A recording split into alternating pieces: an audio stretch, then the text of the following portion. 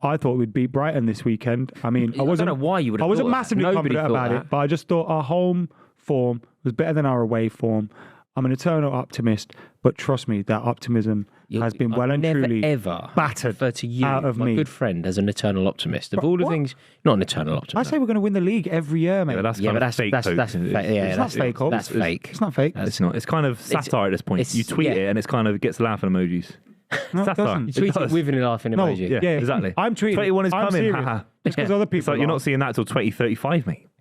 Just because other people laugh doesn't mean I'm not being serious. But no, it was astonishingly bad, Manchester United. I mean, I'll let you say what you guys Well, say. do you know? I always thought that Brighton were going to win that fixture. I went into it expecting Brighton to win because I think De Zerbi is magnificent. I think Brighton as a club are sensational. And then you look at the individuals that they have at their disposal, and through being at Brighton and being part of that ecosystem and the coaching of De Zerbi, they all become exquisite footballers. Like they're wonderful. And Manchester United are all over the place. But I didn't necessarily think that it would be as one-sided as it was. I didn't necessarily anticipate them going 3-0 up. I didn't anticipate like Pascal Gross totally dominating that midfield for 70 minutes. And Dahoud was amazing. Exceptional. Like the lack of fight from your midfield, it's just not what Manchester United are about. Yeah, I mean, like, let's talk about... I'll give possible reasons or possible excuses after I speak about the game. I thought the manager got a few things wrong during the game. And I'm someone firmly behind Erik ten Hag. I believe he's the manager to take us forward and get us competing again. And I believe we were always going to kind of have these bumps in the road. Maybe we didn't expect it at the start of a season. But when you looked at that team yesterday, I thought the failure to take Eriksen and McTominay out of that midfield when it was clear. Because for the first 20, 25 minutes, I thought Manchester United played well. And then Brighton just tinkered things a little bit. Dahoud and Gross started popping up in positions just in front of their defence. They were beating our press so easily. There was no press, mate. There was no press. To a point where in the second half it became almost like we were just doing it. Like, where there's... Actually, I'm not going to win this ball, but I'm going to jog over there to make it look like I'm pressing. Because that's how... when you get... the press beat out of you. That's basically what they got depressed. Yeah. I was depressed. They were depressed. Yeah. And like they were just popping the ball around us. They had so much comfort in possession. I felt a big problem of it was the midfield. Playing McTominay, who's not good enough to be a Manchester United player, playing Christian Eriksen, who's good enough to be on our bench, maybe not good enough to be starting week in, week out. People don't like to say that. Yes, people, what's going on? Welcome back to another clip from the club. We are sponsored by Super 6. You need to download the app. You need to join our mini league. The code is Club23. And of course, this week you have 2 opportunities to win that jackpot. There's a round with the Champions League fixtures, and of course, there's a round for the weekend's Premier League action. So download the Super 6 app, get your predictions in, and of course, you'd be in a chance with winning £250,000. And if you just fall short of that, but you're in the club league, you could win £100 classic football shirts voucher for finishing top of our league. It's easy, it's free to play. Get stuck in and enjoy this clip. People don't like to have that conversation about Eriksen. But he is a player that could be a squad player, but he's never going to be a starting week in, week out. And he shouldn't be. He should be starting in a Man United side that beat Brighton at home. Brighton are a very good team. Brighton's total side on the day was £60 million worth of talent. Again, it's kind of like what Rory said about the Bournemouth game. Yeah, but what we had was still good enough to win.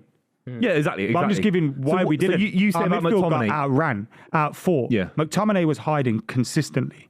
And Christian Eriksen was trying, but it's like he's running on sand. Yeah. Like he's so what are the chasing after options then? players. If it's not them, who is it? So who comes in? Who's on the manager has at the moment is Kobe Mainoo is someone that he brought into the first team to play. He gets injured in pre-season. Mason Mount was another man. Like if you imagine Mason Mount playing in McTominay or Eriksen's position, it's a lot better. He's just bought Sofian Amrabat. So you're looking at 3 midfielders there that immediately relegate McTominay to 6th choice where he should be. And immediately puts Christian We all Eriksen agree back he's on not the good bench. enough. But in the game against Brighton, on an individual basis, why isn't there an option for Ten Hag to get the most out of what McTominay is? An average midfielder at best. Of course. You know what I mean? I don't get he's not good enough. Where's the explanation in game? I'm not talking about Mason Mount's injury. I'm not talking about Højlund, brand new to the league. I'm saying, why didn't Ten Hag, as a manager, get the most out of... How did he get schooled by De Zerbi? That's what I'm interested in. No, I'm telling you, the midfield got overrun. Yeah. Our midfield got overrun. So much so, McTominay was hiding at one point, and Eriksen was chasing shadows. Then you had Casemiro, who started the season very slowly. Whether that's his legs are gone, which would be a worry, or 2, he's just started slowly like he did last season, which is the hope. If that, like, I'm never going to say Casemiro's the problem in the midfield, but he had a bad game. Our midfield once that's gone, like, because our defense wasn't bad, you know. Lindelof and Martinez got beat too easily for one of the goals. But generally speaking, our defense weren't bad. He's been soft. And our Reguilon played like he was our best player, which is mental because we didn't even want him. Yeah. And Delo played well, I thought. Onana, what about Onana? Really flat as a deceive. No. Good save. I think Onana's done well. Fatty at the end. Yeah, I don't think Onana's been an issue. And people rewriting history about David De Gea is a bit embarrassing because he hasn't even got a club right now. But my point is, look, we got the game wrong. The manager made some mistakes in the game. The formation we played didn't get the best out of the players that we had. McTominay, Eriksen too slow, and we didn't have enough going forward. Rashford looked like he didn't really want to be on the pitch in the second half. It was not great. Højlund's not able to play 90 minutes, so he had to get subbed. There's so many things going wrong now. Erik ten Hag should have beat Brighton. Against Arsenal, we could have and should have got a better result. Small margins. First half against Spurs. But ultimately, we've lost 3 out of 5. The manager has to take the flak.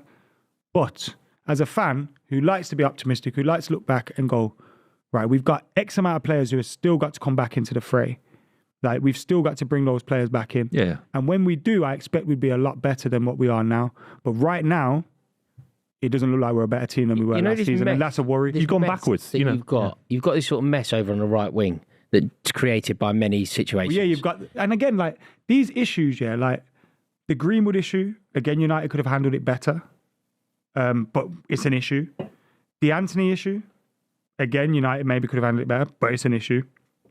The Sancho issue, which I support the manager in actually, but it's still an issue that's hanging over the team.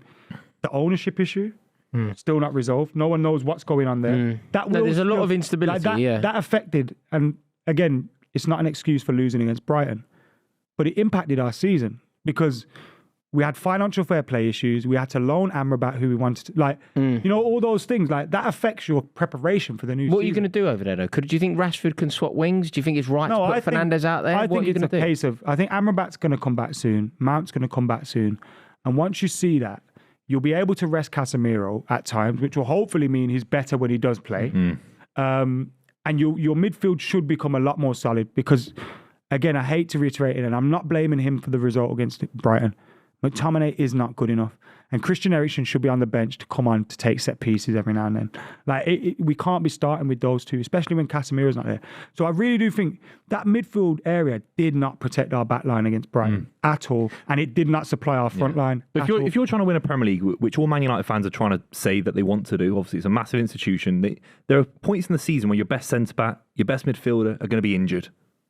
Okay, so that's going to happen. Of course it happens. So the worrying thing for me, and Roy Keane said this years ago about how all these Man United players let the managers down, and I know there's a whole new crop of players playing for Ten Hag, but the worrying thing for me is that their heads go down, they're so soft, they don't play the Man United very way. Emotional. Once they're beat, they're really beat. Do you know what I mean? And you got beat early in the game against Brighton, so that's why I don't know how you've gone backwards. I think that is a problem with compared to the game. This game happened at the start of last season, and you lost to Brighton at the start of last season. Since then they lost Potter. They lost Caicedo. They got an 18-year-old up front who's come through and burst onto the scene. How are Brighton making more progress as a football club than Man United in the last 12 months? It's crazy. Again, that comes down to... Yeah, of course. It's a Bloom thing. It's the way you run the club. If we've got owners at the moment, and again, I'm not blaming the result against Brighton for the Glazers still being here, but if you've got owners that don't care about recruitment or recruiting the best players, or don't care about your football club and the way it's run. And then you've got owners at Brighton, you've got owners at City, you've got owners at Newcastle.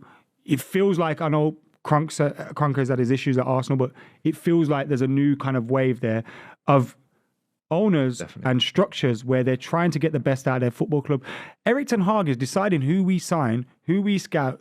That shouldn't be happening. That should be coming from the top down. And do you now see it turning?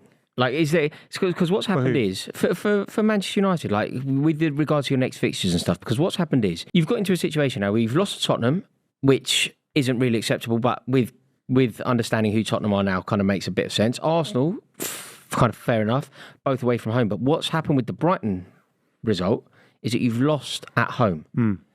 Like, is this the start of something far more slippery? I hope not. You can never predict these things, can you? So much going on at the club at the moment. You wouldn't be surprised if tonight was like, fuck this, I'm out of here. How am I supposed to deal with this? Again, we talk about at Ajax, everything was perfectly run for him. Do you know what I mean? Yeah. We're looking at different managers and why they succeed. And we were talking about De Zerbi earlier. Would he be great at Chelsea? Or would So he it's be great Bayern at Munich, isn't it, next? Well, would he? We have got Bayern Munich next. We've got some fixtures coming, Burnley away, etc.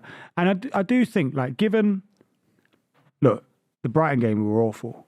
But there's also that goal stands for Højlund, and I know I'm being an optimist here. It's very Things potentially change at half-time. With the Arsenal game, I think a result can make things look very different. And also, it's 5 games into the season.